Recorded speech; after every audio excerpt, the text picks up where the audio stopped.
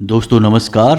कुंभ राशि वाले मेरे मित्रों, हम जानते हैं कि आप सच्चे मन से भगवान की पूजा आराधना करते हैं। आपका धर्म और भगवान में पूरा विश्वास है और पूजा पाठ करते समय आप दीपक भी अवश्य जलाते हैं। यदि आप दीपक जलाते हैं तो आपको इस विषय पर पूरा ज्ञान होना बहुत आवश्यक है, क्योंकि दोस्तों हमारे हिंदू धर्म में दीपक कोई साधारण वस्तु नहीं है। दीपक भगवान के द्वारा दिए गए संकेतों के बारे में बताता है। यह आपकी पूजा के स्तर को बताता है। आपकी मनोकामना यानी जिस मनोकामना के साथ आप पूजा कर रहे हैं वह पूरी होगी या नहीं होगी, होगी तो कब होगी। और कहीं ऐसा तो नहीं कि आप यह समझकर पूजा कर रहे हैं कि आप भगवान को प्रसन्न करने के लिए पूजा कर रहे हैं, लेकिन हो इसका उल्टा रहा है। भगवान की जगह यह पूजा आपके आसपास निवास कर रही भूत प्रेत यानी नकारात्मक शक्तियां ग्रहण कर रही हैं और आप समझ रहे हैं कि आपका जीवन सुंदर हो रहा है, लेकिन हो इसका उल्टा रहा है कि आप जितनी ज़्यादा पूजा पाठ करते जाएंगे आपका जीवन नर्क होता चला जाएगा, क्योंकि आपकी पूजा पाठ का संपूर्ण फल या यूं कहें कि आपकी पूजा पाठ का संपूर्ण निष्कर्ष निचोड़ सब वे नकारात्मक शक्तियां ग्रहण करती जा रही हैं और आपको कुछ भी प्राप्त नहीं हो रहा है। ऐसे में आपके मन में कभी कभार यह विचार अवश्य आता होगा कि हम इतनी पूजा पाठ करते हैं, भगवान में सच्ची आस्था और विश्वास रखते हैं, लेकिन भगवान हमारी सुनते क्यों नहीं हैं। तो दोस्तों आपकी पूजा पाठ में जलाया गया दीपक आपको बहुत कुछ बताता है। जी हाँ दोस्तों, हमारे धर्म में दीपक के लिए कई विशेष विधि विधान हैं और दीपक को संकेत के तौर पर भी समझा जा सकता है। तो आज के इस वीडियो में हम आपको बताएंगे कि दीपक जो आप अपनी पूजा पाठ में जलाते हैं वह आपको किस प्रकार से संकेत देता है और आप कैसे अपनी पूजा पाठ की सफलता या असफलता को दीपक के माध्यम से तय कर सकते हैं। तो वीडियो बहुत ही खास है दोस्तों और आपके जीवन में ज्ञान के एक नए आयाम को जोड़ेगा। दोस्तों आपको बहुत कुछ सिखाएगा आज का यह वीडियो। इस तरह के वीडियो बनाने में बहुत मेहनत लगती है दोस्तों। हम हमारी टीम के साथ दिन रात प्रयास करते हैं और आपको सर्वोत्तम से सर्वोत्तम ज्ञान प्रदान करने की कोशिश करते हैं। कोशिश बस एक ही है कि आपके जीवन में कुछ बदलाव आए, सकारात्मक बदलाव आए, क्योंकि हम जानते हैं कि आपकी राशि के जातक अपने जीवन में कुछ करना चाहते हैं, अपना नाम बनाना चाहते हैं, जिसके लिए बहुत मेहनत करते हैं। लेकिन दुर्भाग्य इस बात का है कि आपके जीवन में संघर्ष बहुत अधिक होता है, आपको सफलता इतनी आसानी से प्राप्त नहीं होती है। जी हाँ दोस्तों, इसी के साथ साथ हम आपको आने वाले समय में यानी कि 3 से 4 दिनों में होने वाली कुछ विशेष घटनाओं के बारे में भी बताएंगे, जिनसे आपको बड़े लाभ प्राप्त होंगे यदि आप सतर्क रहें और समझकर अपने आने वाले कदम को तय करके चलेंगे तो आपको बड़े बड़े लाभ भी प्राप्त हो सकते हैं। तो बदले में दोस्तों बस हम यह चाहते हैं कि आप इस वीडियो को पूरा देखें, इस वीडियो को बीच में बिल्कुल भी ना छोड़ें, नहीं तो होगा यह कि आपको आधा अधूरा ज्ञान प्राप्त होगा और आपको कोई भी बात समझ में नहीं आएगी। जी हाँ दोस्तों, आपकी राशि के जातकों में एक छोटी सी कमी यह भी पाई जाती है कि आप बहुत जल्दी चीज़ों से ऊब जाते हैं। आप सब कुछ अपने जीवन में बहुत जल्दी जल्दी प्राप्त कर लेना चाहते हैं और जल्दी जल्दी प्राप्त करने के चक्कर में कई बार आप बड़ी परेशानियों में फंस चुके हैं। जी हाँ दोस्तों, आप अपने जीवन में पीछे झांक कर देखें तो आपको पता चलेगा कि कई बार आपके काम केवल इसी वजह से बिगड़ गए कि आपने उनमें जल्दबाजी दिखाई। यदि आप धैर्य से काम लेते तो आपके काम बन सकते थे। तो ऐसा आपको अब नहीं करना है। जब भी आपको ज्ञान प्राप्त करने का अवसर प्राप्त हो तो आप पूरे धैर्य के साथ उसे ग्रहण करें और फिर उसे अपने जीवन में लागू करें, उपयोग करें। आप देखेंगे कि आपका जीवन बदलता चला जाएगा। जी हाँ दोस्तों, आप बहुत ही बुद्धिमान इंसान हैं, आपके अंदर बौद्धिक बल बहुत अधिक है, लेकिन छोटी मोटी कमियों की वजह से आप अपनी संपूर्ण बुद्धि का इस्तेमाल करने से चूक जाते हैं, गलती कर जाते हैं, जिससे आप परेशानियों में फंसते रहते हैं।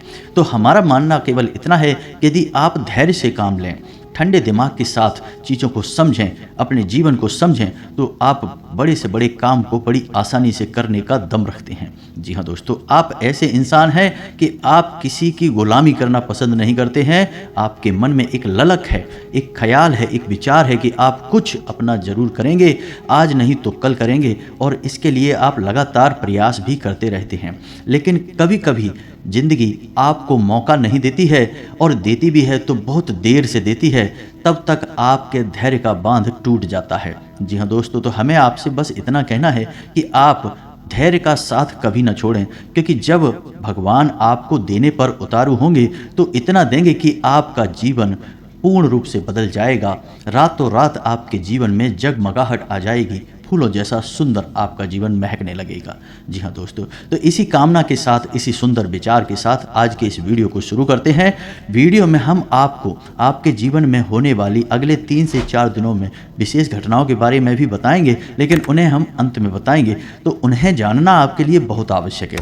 दोस्तों, आप जब अपने जीवन के बारे में कुछ अनुमान प्राप्त कर लेते हैं तो आपको एक दिशा प्राप्त होती है कि किस तरह से आगे बढ़ना है और कैसे अपने जीवन के फैसलों को लेना है। इससे आप बड़ी मुसीबतों में फंसने से बच जाते हैं। और ज्योतिष शास्त्र का तो काम ही यही है कि वह इंसानों की भविष्य का सटीक अनुमान लगाने की कोशिश करता है। अगर सटीक अनुमान ना लगा पाए तो आपको एक विचार तो दे ही देता है कि कुछ बुरा होगा, कुछ अच्छा होगा, तो उसी के हिसाब से आप अपने जीवन के निर्णय ले सकते हैं। बाद में आप बड़ी से बड़ी मुसीबतों से भी आसानी से बाहर निकल सकते हैं। तो चलिए दोस्तों, आज के इस वीडियो को शुरू करते हैं, लेकिन इससे पहले आपसे एक निवेदन है कि कॉमेंट में पूरे भक्ति भाव के साथ जय माँ भद्रकाली लिखना ना भूलें। माता का प्रेम और आशीर्वाद आपको प्राप्त होगा। और यदि चैनल पर पहली बार आए हैं तो सब्सक्राइब करके बेल आइकन को दबाना बिल्कुल भी ना भूलें दोस्तों, हमारा मनोबल बढ़ेगा। दोस्तों, मानकर चलिए कि आप लंबे समय से पूजा पाठ कर रहे हैं। जिस भगवान में आपकी आस्था है, आप उनकी सच्चे मन से पूजा पाठ कर रहे हैं। आप पूरे विधि विधान का भी ख्याल रखते हैं और पूजा पाठ करते करते आपको काफ़ी समय बीत गया। मानकर चलते हैं कि 1 या 2 साल या 4 साल या 6 साल बीत गए, लेकिन आपके जीवन में बदलाव नहीं आए और आपका जीवन जैसे का तैसा बना रहा, तो आपके मन में पहला ख्याल यही आएगा कि शायद भगवान आपकी सुन नहीं रहे हैं, शायद आप दुर्भाग्यशाली इंसान हैं, या फिर यूं कहें कि आपके जीवन में दुख और कष्ट ही लिख दिए गए हैं। भगवान ने आपके साथ नाइंसाफ़ी की है। लेकिन दोस्तों, ऐसा सच में नहीं होता है। हकीकत इसकी एकदम उलट भी हो सकती है। दोस्तों, हमने आपको अपने पिछले कई वीडियो में यह बात बताई है कि हमारे जीवन में हमें क्या प्राप्त होगा। हमारे कर्मों से यह निर्धारित अवश्य होता है, लेकिन वह हम तक पहुंचेगा या नहीं पहुंचेगा, यह इस बात पर निर्भर करता है कि आपके आसपास ऊर्जा का क्षेत्र किस प्रकार का है। जी हाँ दोस्तों, यदि आपके आसपास ऊर्जा का क्षेत्र नकारात्मक है तो आपसे कोई अच्छी बात भी बोलेगा, आपको सही सलाह भी देगा तो वह आपको बुरी लगेगी। आपकी तरफ कोई अच्छी चीज़ भी आएगी तो वह आपके पास पहुंचते पहुंचते बुरी हो जाएगी। यानी कि कोई आपकी मदद करने की कोशिश भी करेगा तो आपके साथ उल्टा हो जाएगा। और ठीक इसका उल्टा भी होगा कि आप किसी की मदद करने की कोशिश करेंगे लेकिन उसके साथ गलत हो जाएगा और आपके ऊपर लांछन लग जाएगा। जी हाँ दोस्तों, आप अपने जीवन में जो भी फैसले लेंगे वे गलत फैसले साबित होंगे और अंत में लोग आपका मजाक उड़ाएंगे और आपकी बौद्धिक क्षमता पर ही प्रश्न चिन्ह लग जाएगा। तो यह बड़े ही परेशानी का विषय है दोस्तों।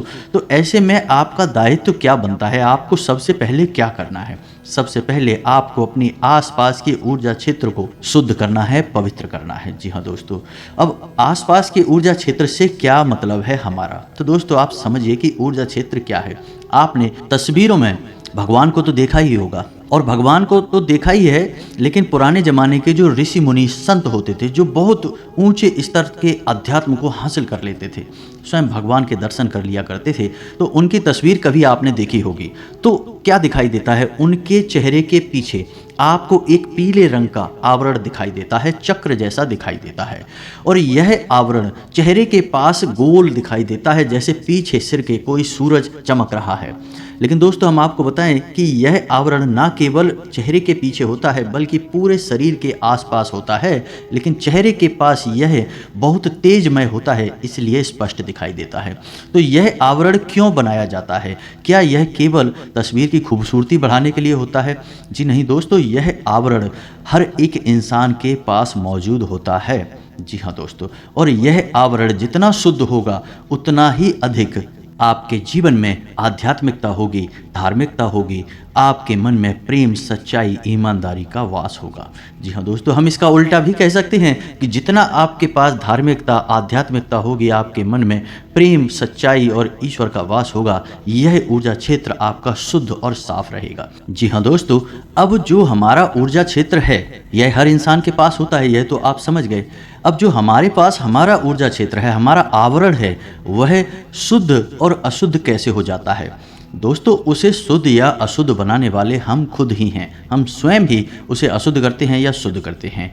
यदि हमने अपनी ऊर्जा का क्षेत्र अशुद्ध कर रखा है तो हमारे द्वारा की गई पूजा पाठ, हर अच्छे कर्म का जो फल है वह नकारात्मक शक्तियाँ खींच लेंगी। जी हाँ दोस्तों, क्योंकि नकारात्मक शक्तियाँ ही आपके आसपास आकर्षित होंगी। नकारात्मक ऊर्जा क्षेत्र नकारात्मक शक्तियों को ही खींचेगा और सकारात्मक ऊर्जा क्षेत्र सकारात्मक शक्ति को खींचेगा, यानी भगवान की शक्ति को आपके पास खींच कर लाएगा। जी हाँ दोस्तों, तो अब बात करते हैं पूजा पाठ की। तो आप पूजा पाठ कर रहे हैं सच्चे मन से, लेकिन आपका ऊर्जा क्षेत्र दूषित है, तो ऐसे में हो यह रहा है कि आपकी पूजा पाठ जहाँ तक पहुँचनी चाहिए वहाँ तक पहुँच नहीं रही है। उसके बजाय बीच में रुकावट है नकारात्मक शक्ति की, वह आपकी पूजा पाठ के संपूर्ण फल को खुद ही सोख लेती है, आप तक पहुँचने नहीं देती। ना तो पूजा भगवान तक पहुँच रही है और ना ही भगवान के द्वारा दी गई कृपा आप तक पहुंच रही है। बीच में एक रुकावट है।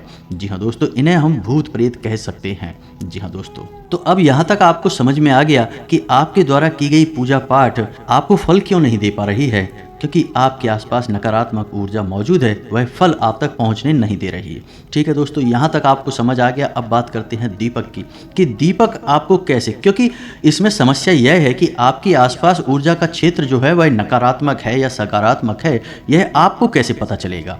आपको पता लगाना बहुत आवश्यक है, अन्यथा होगा यह कि आपका जीवन गुजर जाएगा लेकिन आप सफलता का मुंह नहीं देख पाएंगे। जी हाँ दोस्तों, आप दुख और तकलीफों में ही जीवन गुजार देंगे। कई ऐसे लोग हमने देखे हैं जो जीवन भर मेहनत करते हैं लेकिन उन्हें कभी सफलता हासिल नहीं हो पाती है। बाद में वे कभी किस्मत और कभी भगवान को दोष देते नजर आते हैं। जी हाँ दोस्तों, तो अब आपको कैसे पता चलेगा? तो इसको पता लगाने का सबसे सरल तरीका हमारे द्वारा पूजा पाठ में जलाया गया दीपक है। वैसे तो कई तरीके हैं जिनसे यह पता लगाया जा सकता है कि आपका ऊर्जा क्षेत्र शुद्ध है, सकारात्मक है या फिर अशुद्ध और नकारात्मक है, लेकिन आज हम दीपक के विषय में बात कर रहे हैं, तो दीपक के बारे में ही बताएंगे कि कैसे आपको पता चलेगा कि आपका ऊर्जा क्षेत्र नकारात्मक है, अशुद्ध है। जी हाँ दोस्तों, तो फिर आपको हम बताएंगे कि आप उसे यदि अशुद्ध है तो शुद्ध कैसे करेंगे। जी हाँ दोस्तों, तो ध्यान से सुनिए। आप जब दीपक जलाते हैं तो आपका जलाया गया दीपक आपकी पूजा समाप्त होने से पहले ही बुझ जाता है। जी हाँ दोस्तों, यदि आपके द्वारा जलाया गया दीपक आपकी पूजा समाप्त होने से पहले ही बुझ जाता है तो यह इस बात का प्रमाण है कि आपका ऊर्जा क्षेत्र दूषित है, नकारात्मक है। जी हाँ दोस्तों, आपका दीपक जल नहीं पा रहा है। दूसरा यह है कि आपके द्वारा जलाया गया दीपक पूजा होने तक तो जलता है, लेकिन जैसे ही आप पूजा स्थान को छोड़ते हैं, अपने दीपक को जलता हुआ छोड़ देते हैं, तो वह दीपक बुझ जाता है। जी हाँ दोस्तों, थोड़ी देर जलने के बाद वह बुझ जाता है। हालांकि उस दीपक में तेल या फिर घी अभी भी बाकी है, बाती भी उसकी सही है, लेकिन वह दीपक बुझ जाता है। यह भी प्रमाण है कि आपके आसपास नकारात्मक ऊर्जा है दोस्तों। जी हाँ दोस्तों, कई बार ऐसा देखा गया है कि दीपक शुद्ध गाय के घी से जलाया जा रहा है, फिर भी उसकी बाती से सुर्ख काला धुआं निकल रहा है। जी हाँ दोस्तों, कई लोग हमसे ऐसे प्रश्न पूछते हैं कि शुद्ध गाय के घी से दीपक जलाया जा रहा है तो उसमें से धुआं नहीं निकलना चाहिए, लेकिन दीपक से तो सुर्ख काला धुआं निकल रहा है, उसकी लौ से धुआं निकल रहा है। ऐसा क्यों हो रहा है? लोग चौंक जाते हैं। लेकिन दोस्तों, यह प्रमाण है कि नकारात्मक ऊर्जा आपके आसपास मौजूद है। यह आपको किसी भी प्रकार का पुण्य, किसी भी प्रकार का फल प्राप्त होने नहीं देगी। जी हाँ दोस्तों, तो अब आपको कुछ बातों का ख्याल और रखना होगा कि जब आप पूजा कर रहे हैं और आप दिया जला रहे हैं, तो दिया जलाते समय कहीं ऐसा तो नहीं करते आप कि आप किसी और से माचिस मांग कर लेते हो, या फिर आप किसी अन्य जलते हुए दिए में से अपने दिए को जला लेते हैं, या फिर आप पुराने जले हुए दिए में ही दोबारा से फिर से दिया जला देते हैं। ये सब काम यदि आप करते हैं तो यह भी बहुत गलत है। इससे आपके पूजा पाठ का फल आपको बिल्कुल भी प्राप्त नहीं होगा। जी हाँ दोस्तों, आप समझिए कि दीपक में जलती है अग्नि, और अग्नि क्या है? शुद्ध स्वरूप है ऊर्जा का। यानी कि अग्नि जब किसी शुद्ध स्थान पर जलती है तब वह पवित्र अग्नि कहलाती है। जी हाँ दोस्तों, इसीलिए तो जब हवन होता है तो उसके लिए विशेष पवित्र हवन कुंड का निर्माण किया जाता है। कहीं भी आग जलाकर आप हवन नहीं कर सकते दोस्तों, वह अग्नि पवित्र नहीं मानी जाती है।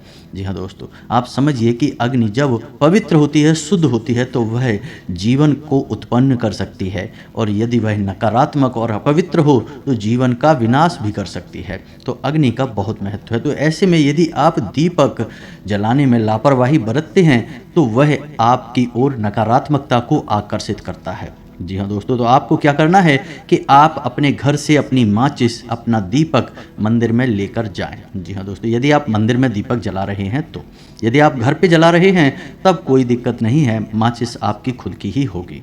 फिर भी आपको घर पर जलाने के समय भी दीपक में कुछ विशेष ध्यान रखने होंगे कि आप पुराने जले हुए दीपक में ही फिर से दीपक नहीं जलाएंगे। मान के चलिए कि आपने कल पूजा की और दीपक जल चुका है और उसमें थोड़ी सी बाती और थोड़ा सा घी बाकी है, तो आपने दीपक की बाती हटाई और घी हटाया और नया दीपक फिर से जला दिया, तो यह गलत तरीका है। ऐसे में आपको उस दीपक को धोना होगा, साफ करना होगा, उसके बाद ही वह फिर से जलाने के योग्य बन पाएगा। साथ ही साथ अगर हो सके तो उस दीपक पर थोड़ा सा गंगा जल अवश्य छिड़कें, तो वह पूर्ण रूप से शुद्ध और पवित्र हो जाएगा। फिर आप उसमें नए दीपक को जलाइए। अब इसमें आप इस बात का भी ख्याल रखें कि घर में जो आप दीपक जलाएंगे वह पीतल का दीपक ही होना चाहिए और एक मुखी दीपक ही होना चाहिए। घर में कभी भी पंचमुखी दीपक नहीं जलाते हैं। आपने दीपक देखे होंगे कि कुछ ऐसे दीपक होते हैं जिनमें 5 बातियां लगती हैं और पंचमुखी दीपक जलता है, तो उसे हम घर में नहीं जलाते हैं, यह दोष उत्पन्न करता है। मंदिर में जलाए जाते हैं ऐसे दीपक। घर में आप एक मुखी दीपक जलाइए और पीतल का दीपक जलाइए। जी हाँ दोस्तों, कुछ लोगों के यहाँ हमने देखा है कि मिट्टी का दीपक घर में जला देते हैं, यह ठीक नहीं है, यह भी नकारात्मकता को आकर्षित करता है। हर प्रकार के दीपक का अपना अलग महत्व है दोस्तों। हमने आपको अपने पिछले एक वीडियो में बताया था कि जब आप किसी विशेष मनोकामना को मन में लेकर किसी अनुष्ठान के अंतर्गत दीपक जलाते हैं तो वह आटे का दीपक होता है। जी हाँ दोस्तों, जैसे आपने 21 दिन 11 दिन का कोई अनुष्ठान करना है, मंदिर में जाके पूजा करनी है, तो उस समय जो आप दीपक जलाएंगे वह आटे का दीपक होगा। जी हाँ दोस्तों, जब आप किसी विशेष तीज त्योहार पर दीपक जलाते हैं तो वह मिट्टी का दीपक होगा। जैसे आप दीपावली पर जो दीपक जलाते हैं वह मिट्टी के दीपक होते हैं। लेकिन जब आप नियमित दीपक जलाते हैं, अपने घर में दीपक जलाते हैं, तो वह पीतल का दीपक होना चाहिए। जी हाँ दोस्तों, आप मंदिर में भी यदि दीपक जलाते हैं तो मिट्टी का दीपक जला सकते हैं, लेकिन आटे का दीपक हर समय आपको नहीं जलाना है। आटे का दीपक आप विशेष अनुष्ठान में ही जलाएंगे, किसी विशेष मनोकामना की पूर्ति के लिए की जाने वाली पूजा में ही जलाएंगे। मिट्टी का दीपक आप जला सकते हैं, मंदिर में आप पीतल का दीपक भी जला सकते हैं, लेकिन घर पे आप नियमित यदि जलाते हैं तो पीतल के दीपक का ही प्रयोग करें। अब ऐसे में समस्या यह खड़ी हो जाती है कि कुछ लोग तांबे का दीपक खरीद लाते हैं, क्योंकि बाजार में तो सब कुछ मिलता है, तो कुछ लोग तांबे का दीपक खरीद लाते हैं और जलाना शुरू कर देते हैं। दोस्तों, इसका बहुत ही नकारात्मक परिणाम प्राप्त होता है, और जिस इंसान के घर में तांबे के दीपक में बाती जलाई जाती है उस इंसान के घर में धन लक्ष्मी किसी कीमत पर ठहर नहीं सकती है। आर्थिक समस्याएं बढ़ेंगी, धन का आगमन रुकेगा, कर्जा बढ़ेगा। जी हाँ दोस्तों, तो आपको केवल और केवल पीतल का दीपक जलाना है, तांबे का या किसी अन्य धातु का नहीं। जी हाँ दोस्तों, अब आप यदि अपनी पूजा स्थल पर दीपक जलाते हैं तो उसे सीधे जमीन पर ना रखें। दीपक पवित्रता का प्रतीक होता है, तो उसे किसी न किसी चीज़ के ऊपर, किसी वस्तु के ऊपर, और बेहतर होगा कि आप उसे जल के कलश के ऊपर थोड़ा सा अन्न कटोरी में लें और उसके ऊपर उसे रखें, तब वह दीपक बहुत दिव्य हो जाता है और बहुत शुभ फलदायी होता है। यदि आप रोज़ यह नहीं कर सकते तो कम से कम उस दीपक को सीधे ज़मीन पर तो ना रखें दोस्तों। कोई स्टील का टिफ़िन वगैरह ले लें, उसके ऊपर एक कपड़ा डालें और कपड़ा शुद्ध और पवित्र होना चाहिए, और उस कपड़े के ऊपर आप उस दीपक को रखें, तभी उस दीपक का शुभ परिणाम आपको प्राप्त होगा। जी हाँ दोस्तों, अब दीपक आप जलाते हैं तो उसकी जो बाती है उसका मुख पूर्व दिशा की ओर ही होना चाहिए। अब यदि आप रात में पूजा कर रहे हैं, रात से मतलब हमारा है कि सूर्य डूबने के बाद यानी कि अंधेरा हो गया फिर आप पूजा कर रहे हैं, जैसे 9 बजे के आसपास पूजा कर रहे हैं, तब दीपक की बाती का मुख उत्तर दिशा की ओर होना चाहिए। जी हाँ दोस्तों, और दिन में यदि आप पूजा कर रहे हैं यानी जब सूर्य आसमान पर हैं तब आप पूजा कर रहे हैं, तब दीपक की बाती का मुख पूर्व दिशा की ओर होना चाहिए। जी हाँ दोस्तों, भूल कर भी दीपक की बाती का मुख दक्षिण दिशा की ओर नहीं करना है, यह विशेष ध्यान रखना है आपको। जी हाँ दोस्तों, अब एक छोटी सी बात और जो कि गलत होती है लेकिन लोग अक्सर कर देते हैं कि मानकर चलते हैं कि आपके घर में 2-3 तरह के दीपक पड़े हैं, तो आपने पूजा करना शुरू किया और जो भी दीपक आपके हाथ में आ गया आपने उठाकर उसमें लौ जला दी, दीपक जला दिया। तो अब हो ये रहा है कि एक दिन आप इस दीपक में, दूसरे दिन आप उस दीपक में और तीसरे दिन आप किसी अन्य दीपक में अपनी ज्योति जला रही हैं। अब इससे हो ये रहा है कि आपको शुद्धता और पवित्रता प्राप्त नहीं होगी, आपकी पूजा का फल आपको प्राप्त नहीं होगा। तो दीपक को जलाने का विधान यह कहता है कि आप जिस दीपक को चुने फिर लगातार उसी दीपक में आपको बाती जलानी है, और जिस दीपक में आप बाती जलाते हैं उस दीपक में कोई अन्य व्यक्ति बाती नहीं जला सकता है। जी हाँ दोस्तों, वह पवित्र दीपक केवल और केवल आपकी तरफ से ही जलेगा और आपकी पूजा को ही प्रदर्शित करेगा। जी हाँ दोस्तों, तो आपको एक ही दीपक में बाती जलानी है और लंबे समय तक जलानी है। ये नहीं कि आप बाजार जब भी जाएं तो एक नया दीपक खरीद लाएं, कभी इसमें कभी उसमें, ये नहीं करना है दोस्तों। जल्दी जल्दी दीपक नहीं बदलना है। यदि आप लंबे समय तक दीपक जलाएंगे तो कम से कम 8 से 10 साल आपका एक दीपक जल जाएगा। जी हाँ दोस्तों, यदि वह इतनी अवधि में ख़राब भी हो जाता है, फूट भी जाता है या कुछ और उसमें नुकसान हो जाता है तो उस दीपक को आपको फेंकना नहीं है, वह जागृत हो चुका है। जी हाँ दोस्तों, आप यकीन मानिए कि उस दीपक में भरकर जल लेकर आप किसी बीमार व्यक्ति को यदि पिला देंगे तो वह बीमार व्यक्ति भी स्वस्थ होने लगेगा, क्योंकि वह दीपक जागृत हो चुका है।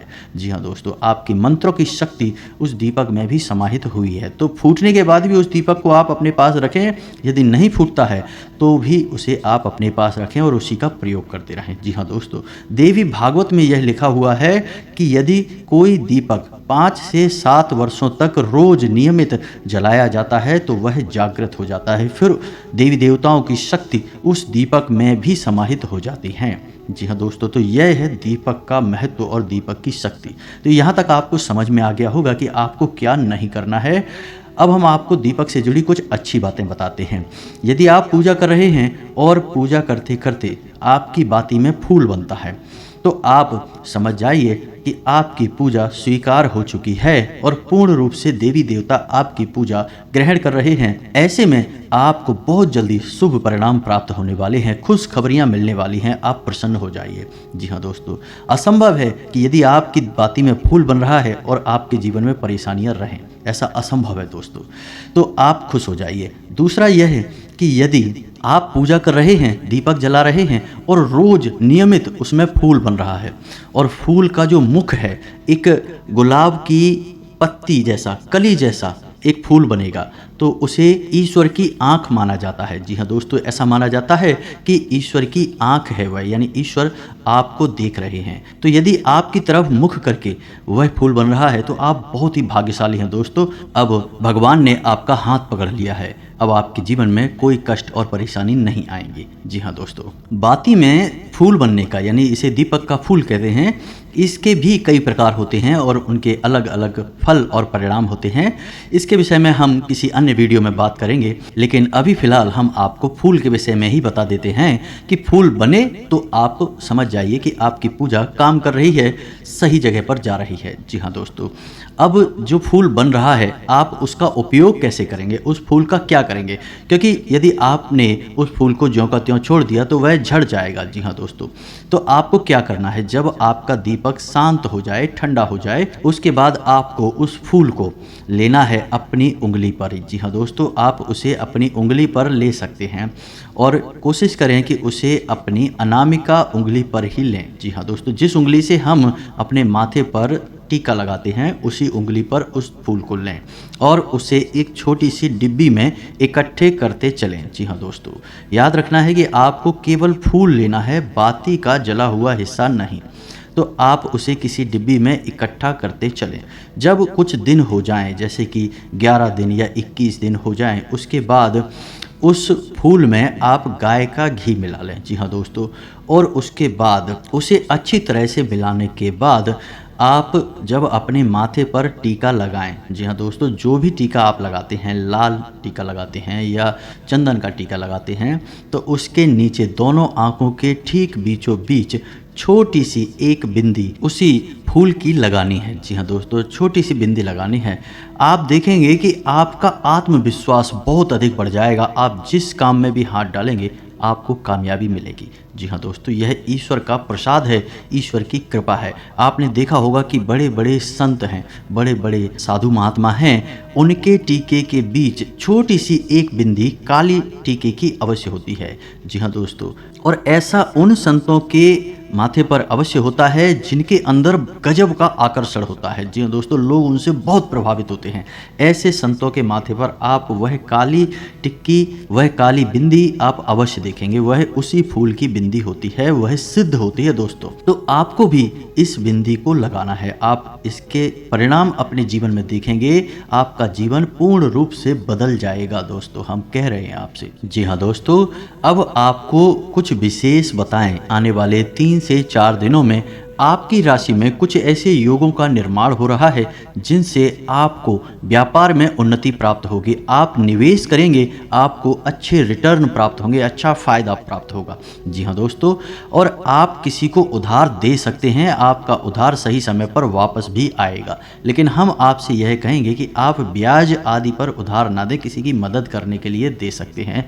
बिजनेस करने के लिए, पैसा कमाने के लिए आप किसी अन्य प्रकार के कार्य को कर सकते हैं। ब्याज पर पैसा देने वाला कार्य हमारे शास्त्रों में वर्जित है, तो आप इसे ना करें। किसी भूमि या भवन के खरीद के योग भी बन रहे हैं। जी हाँ दोस्तों, यदि आप उसे खरीदेंगे नहीं तो कम से कम आपके जीवन में इस प्रकार की परिस्थितियां बनने लगेंगी कि नज़दीकी भविष्य में आप किसी नए वाहन को खरीदेंगे या फिर किसी भूमि आदि का सौदा आपके जीवन में होगा जो आपके लिए हितकर होगा। जी हाँ दोस्तों, इसी के साथ साथ आपको स्वास्थ्य को लेकर थोड़ा सा सतर्क रहने की आवश्यकता रहेगी। पेट से जुड़े रोग आपको परेशान कर सकते हैं, संक्रमण हो सकता है, तो खाने पीने पर आपको ध्यान देने की आवश्यकता रहेगी। और इन सबसे महत्वपूर्ण बात कि आप अपने जीवन के किसी भी बड़े फैसले की तैयारी करेंगे, यानी कोई बड़ा फैसला लेने का मन बनाएंगे, कोई ऐसा कार्य करने का, कोई ऐसा बड़ा निर्णय लेने की कोशिश करेंगे जिससे आपके जीवन में बहुत बड़े बदलाव आएंगे। जी हाँ दोस्तों, कोई बड़े व्यापार की शुरुआत हो सकती है या फिर कोई भी बड़ा बदलाव आप अपने जीवन में करने के लिए फैसले लेंगे।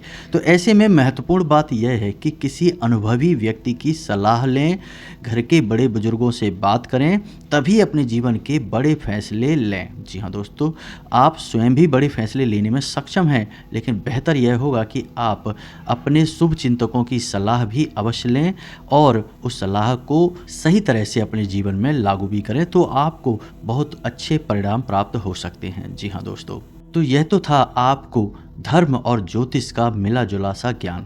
यदि आपको इस विषय पर कोई प्रश्न है, आपके मन में कोई विचार हैं, तो आप कमेंट करके पूछें। हम आपके कमेंट के प्रश्नों के पढ़कर जवाब देने की पूरी कोशिश करेंगे। दोस्तों, हम आपको बता दें कि आपका दाम्पत्य जीवन बहुत अच्छा चलने वाला है, लेकिन यदि आप जोश दिखाएंगे, यानी कि बोलते समय अपना होश खो देंगे, तो आपके दाम्पत्य जीवन में कलह क्लेश का माहौल बन सकता है। आपको इस बात का ख्याल रखना है। प्रेमियों को सतर्क रहने की आवश्यकता रहेगी। किसी तीसरे व्यक्ति की बात बिल्कुल न माने। वह आपके प्रेम संबंध से जलता है, आप में फूट कराना चाहता है।